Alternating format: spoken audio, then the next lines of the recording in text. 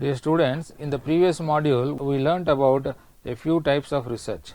In this module we will discuss and gain knowledge about the observational studies and cohort studies, by which you will be able to understand the intricacies of application to population study. The learning objectives concerned to this module are observational studies, meaning and importance, types of observational studies, strength and weaknesses of observational studies, cohort studies, meaning, importance and study design, types of cohort studies, that is prospective and retrospective studies, advantages and disadvantages of prospective and retrospective study. The observational studies try to measure or survey members of a sample about a specific phenomenon through observation without affecting them, that is under the natural environment. To be specific, an observational study draws inferences from a sample to a population where the independent variable is not under the control of the researcher, unlike experimental studies, because of ethical concerns or logistical constraints. In observational study, the investigator does not intervene and rather simply observes and assesses the strength of the relationship between an exposure and outcome variable of interest. This type of research draws conclusions by comparing subjects against a control group in case where the researcher has no control over the experiment. Observational studies have become more prominent in the fields of epidemiology, psychology, social work and other social sciences like population studies. Some of the types of observational studies are cross-sectional studies, cohort studies, cross-control studies, longitudinal studies or panel studies, ecological studies. We will discuss a few lines about each of these different types of studies. Attempts are also made to study the different variables that are likely to affect the phenomenon under study, but cause and effect relationships will not be established. In epidemiological terminology, these are known as prevalence studies, wherein the researcher examines the relationship between exposure and outcome prevalence in a defined population without regard to changes over time. Researchers take a measurement, that is example health condition of a problem at a single point in time, like a snapshot. In the field of population studies, all the gamut of surveys fall under this category, such as National Family Health Survey, district level health surveys, several other surveys or studies. Now we will move on to cohort studies. A cohort study is a research program that investigates a particular group with a certain trait. Cohort studies are based on the existence of a common characteristic, such as year of birth, that is birth cohort, or year of marriage, that is marriage cohort. For example, study of fertility behavior of all those women who got married during 2000 to 2005 and the marriage patterns of all those who were born during 1980-1985. While in the first case, all those women who got married during 2000 to 2005 have to be contacted and obtain information about the number of pregnancies they had and different outcomes of their pregnancies, whereas in the later case, one should study all those women who were born during 1980-85 and collect information about whether they remained single, if married, then the age at marriage, and any divorce or separation takes place, etc.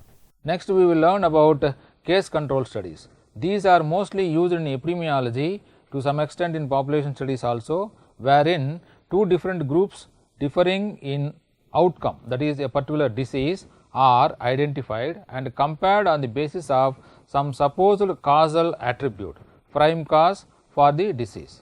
Here those who have a disease are coined as cases, and those who do not have such disease but belong to similar area are called as control. Researchers then look back into subjects' history, that is usually records or relying on subjects' recall, to learn about their exposure status. Studying the role of smoking in causing lung cancer is the best example for such type of studies. In population studies, these type of studies are mostly prominent in studying the prevalence of HIV/AIDS. Now we will move to the next type of studies. They are longitudinal studies or panel studies.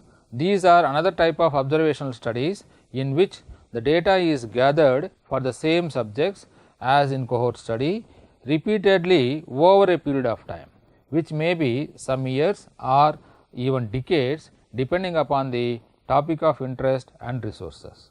At times, these are also called as studies, which generally focus on collecting data for repeated measures from the same sample at different points in time. Data collected at different time periods are known as waves. For example, in the recent period, the World Health Organization's study on global aging and adult health has been planned as a longitudinal study to collect data related to the aging process and the health and well-being of adults. Here, the sample consists of aged 50 years and older, sample of 65,984, and a smaller comparative sample of adults aged 18 to 49 years from a nationally representative sample in 6 countries, namely China, Ghana, India, Mexico, Russian Federation and South Africa. So far, wave 0, that is 2002 to 2004, wave 1 2007 to 2010 and wave 2 2014 to 15 have been completed, and wave 3 is going to be implemented in 2017. Next, we will understand about the ecological studies. These studies are intended to study the patterns of diseases or any phenomena and its related factors at the population level. That is, such studies usually defines groups by place, time or both. Thus, in these studies, the unit of analysis is community. Diseases, rates and exposure are measured in each of series of populations and their relations are examined. Often, the information about disease and exposure is abstracted from published statistics and therefore does not require expensive or time consuming data collection. The populations compared may be defined in various ways. In ecological studies, health outcomes are aggregates of individual health data. Example, prevalence and incidence of rates of disease. These studies mostly focus on assessing the health of population with their potential confounding variables such as demographic and socioeconomic information at a district, state and country level. For example, public health and family welfare statistics are mostly using these type of studies. Now we will discuss about the strength of observational studies. Observational studies provide data or information on real world or natural experimentation practice.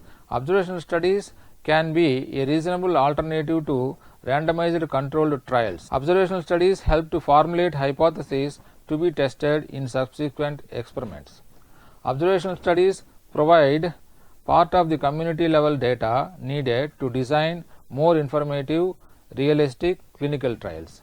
Observational studies can inform clinical practice. Observational studies are relatively inexpensive, and finally, observational studies are mostly less time consuming. Coming to the weaknesses of observational studies, the first and foremost one is various types of biases are likely to crop up either from research side or data obtained or data interpretation, like that.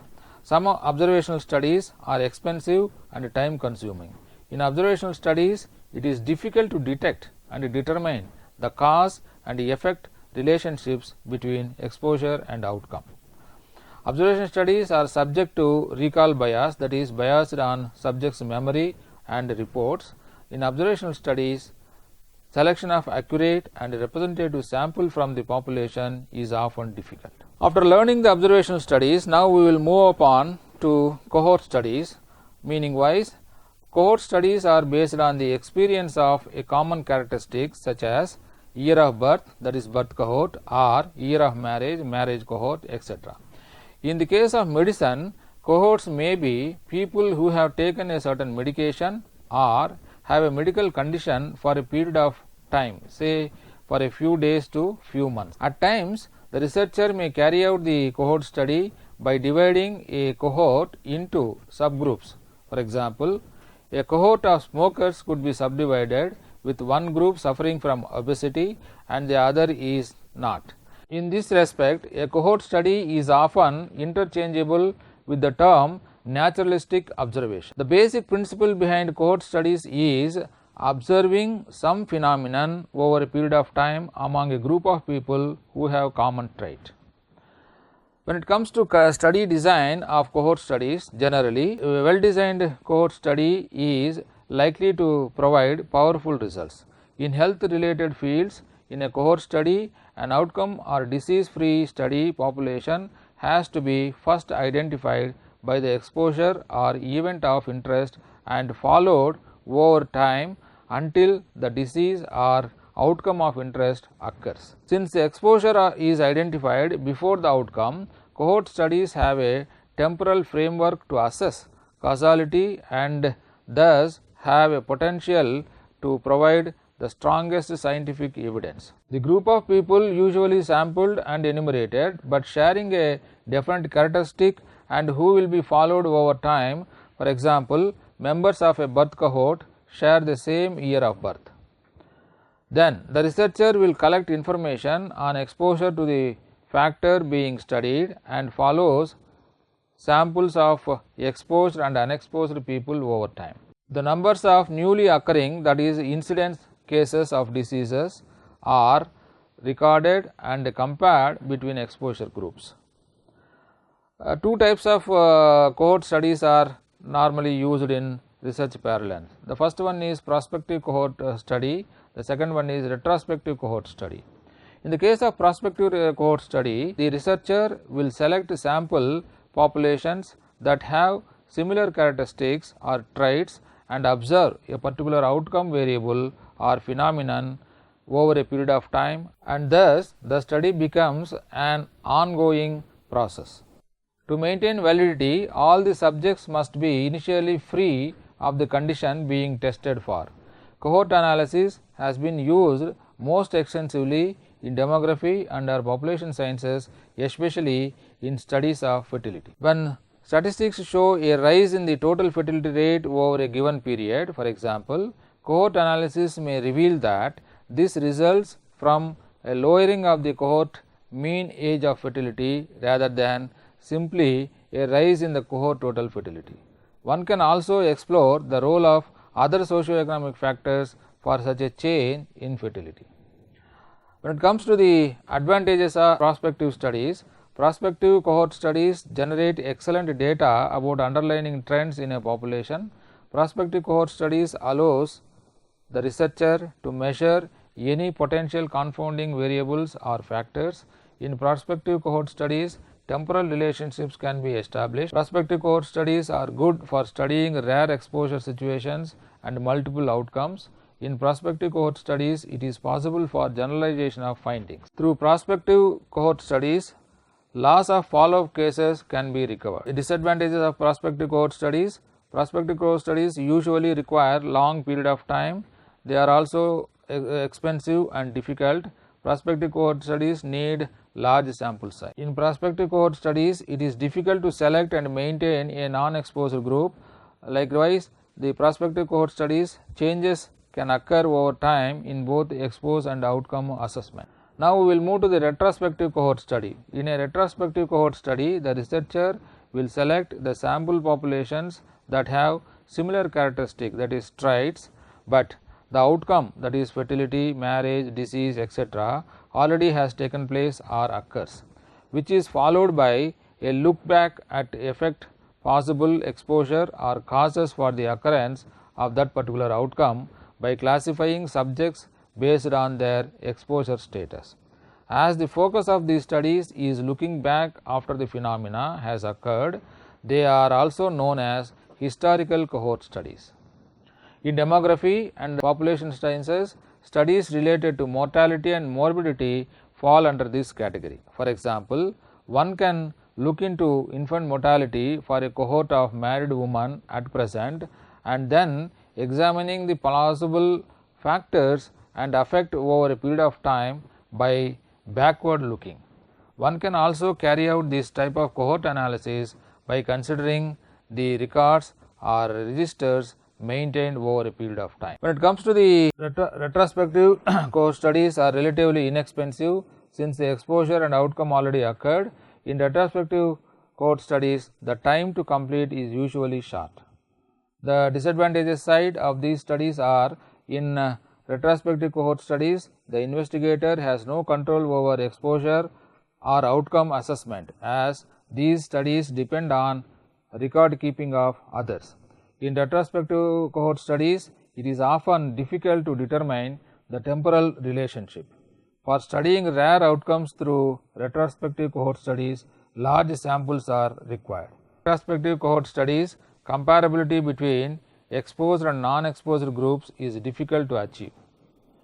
In sum, in this module, the discussion is made on observational and cohort studies and their related aspects such as meaning and importance of observation and cohort studies, types of observational and cohort studies, strength and weaknesses of observational studies, advantages and disadvantages of prospective and retrospective cohort studies. Thank you.